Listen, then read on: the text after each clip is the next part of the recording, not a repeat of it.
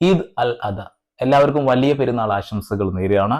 ഒരുപക്ഷെ നമ്മൾ എല്ലാ വർഷവും എല്ലാ ആഘോഷങ്ങളും ആഘോഷിക്കുമ്പോഴും ആ ആഘോഷങ്ങളൊക്കെ ആഘോഷിക്കേണ്ടിയിരുന്ന ഒരു കൂട്ടം ആളുകൾ ഇവിടെ ഒരു കിണറിനകത്ത് ശ്വാസം മുട്ടി മരിച്ചത് നിങ്ങൾ എല്ലാവരും മറക്കുന്നു എന്നുള്ളതാണ്.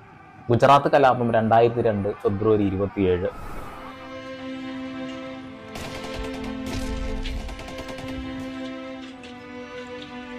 ഒരുപാട് മുസ്ലിം സഹോദരങ്ങളും ഒരുപാട് മുസ്ലിം കുഞ്ഞുങ്ങളും ആ ഒരു കിണറിൽ അടക്കം ചെയ്യപ്പെട്ടിട്ടുണ്ട്.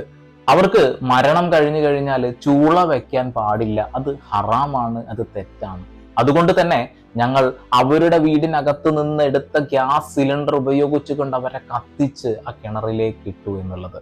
ബാബു ബജ്റാങ്കിയെ കുറിച്ച് എല്ലാവർക്കും അറിയാലോ. അതുപോലെ തന്നെ ഒരു പക്ഷേ അതിനേക്കാൾ മുകളിൽ നിന്ന ഒരാളുണ്ട്, അതാണ് അശോക് മോച്ചി. അശോക് മോച്ചിയുടെ ആ ഒരു ഫോട്ടോ, ഇരുമ്പ് ദണ്ട് കൈകളിലേന്തി നെറ്റിയിൽ കാവിക്കോണ